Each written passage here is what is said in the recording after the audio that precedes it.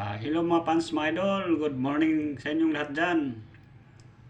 Kung gusto nyo makahuli ng mga mabait, mga alaga, ganito ang gagawin nyo. Bumili lang kayo doon sa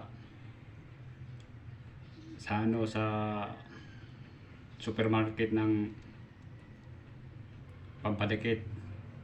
Yun, huling-huli talaga mga fans mga idol. So, nahuli ang mga mabait. Yun ang gagawin nyo mga fans.